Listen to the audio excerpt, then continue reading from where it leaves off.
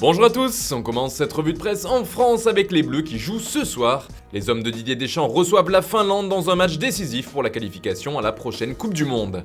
Et il sera important de se relancer pour nos tricolores qui restent sur 5 matchs sans victoire et qui sont en perte de confiance. C'est pourquoi l'équipe parle de peur sur la ville. D'ailleurs, cette rencontre se déroulera du côté de Lyon, un match forcément un peu spécial pour Karim Benzema, formé à l'OL, qui revient sur ses terres avec le maillot de l'équipe de France. Dans ses colonnes, le quotidien revient sur l'histoire de l'homme de Lyon, justement, et c'est loin d'être le seul média à parler du local de l'étape. Même chose chez le Parisien, qui nous explique que la ville n'aura Dieu que pour Benzema. L'occasion pour ce dernier de fouler pour la première fois la pelouse du Groupama Stadium. Le progrès aussi ne déroge pas à la règle, le quotidien régional nous livre même une longue interview du buteur du Real Madrid pour l'occasion. Celui-ci évoque un retour à la maison pour cette rencontre, et il est également revenu sur le dernier échec des Bleus à l'Euro. D'ailleurs en Italie c'est un autre Français qui fait les gros titres, il s'agit de Franck Ribéry qui a finalement trouvé un nouveau défi, lui qui était sans club. Il reste en Serie A puisqu'il s'est engagé avec le promu, la Salernitana. Ribéry, quel show, s'enflamme ainsi le Corriere dello Sport qui a placardé l'ancien du Bayern en couverture. Pour le quotidien transalpin, il est déjà roi de Salerne et la ville est en folie après l'annonce de son arrivée. La nouvelle fait également parler en une de Tuttosport, mais ce qui nous intéresse ici, ce sont les déclarations de Gianluigi Buffon sur le départ de Cristiano Ronaldo de Turin. Le gardien de la Juve a expliqué que les fans ne devraient pas être surpris par cela, que la vieille dame était en train de faire une transition. Je ne vois rien d'illogique dans sa décision de partir, il y a beaucoup réfléchi. Toujours de l'autre côté des Alpes, c'est un autre Ronaldo qui fait la couverture de la Gazzetta dello Sport, mais c'est R9 cette fois. Le Brésilien s'est livré dans un long entretien au journal au papier rose, dans lequel il a notamment donné son favori pour le Scudetto. Pour lui, pas de doute, c'est l'Inter qui va remporter ce championnat, comme l'an passé. Ronaldo a également parlé de Zlatan Ibrahimovic. J'étais à Ibiza avec Ibrahimovic, l'âge ne compte pas, c'est un rock, a-t-il expliqué.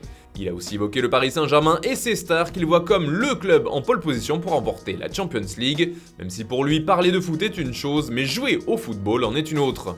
En Angleterre, on évoque encore le couac de la rencontre Brésil-Argentine. Il faut dire que les joueurs de Première Ligue étaient en cause. Ce mardi, cet incident fait toujours la une des tabloïds comme ici avec The Sun qui parle de guerre des Coupes du Monde. D'abord à cause de la proposition de la FIFA de jouer un mondial tous les 2 ans, mais aussi à cause du match suspendu dans le cadre des éliminatoires en vue de la Coupe du Monde au Qatar. D'ailleurs, 2 joueurs de Tottenham étaient dans le coup, 2 Argentins, Giovanni Lo Celso et Cristian Romero. Et si on en croit le Daily Express, entre autres les Spurs seraient furieux après leurs joueurs partis au Brésil. Tout simplement car ils n'avaient pas l'autorisation du club pour partir. C'est également ce qui est mis en avant par The Guardian ce mardi. Lo Celso et Romero n'ont jamais eu l'accord de Tottenham pour aller jouer au Brésil, ce qui a eu le don de fortement énerver la direction du club londonien. Et puis du côté de l'Espagne, le projet de rénovation du stade Santiago Bernabéu avance bien. En tout cas, il fait les gros titres de la presse spécialisée comme As. Bernabéu porte déjà du vert, peut-on lire en une. Il faut dire que les fans du Real et les dirigeants doivent trouver le temps long loin de leur antre en travaux.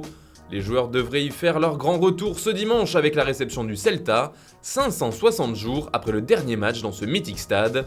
Ce dernier est donc prêt, en tout cas comme le rapporte As, mais également le journal Marca, le gazon sera de la partie, et quand il y a pelouse, il y a match. Enfin, on reste en Espagne pour finir ce tour de la presse, mais à propos du Barça cette fois, le président du club catalan, Joan Laporta, a été interrogé sur cet été agité pour les Blaugrana. Il a d'abord insisté, comme le souligne Sport, sur la situation de Ronald Koeman, qui avait toute la confiance du président. Même chose en couverture de Mundo Deportivo.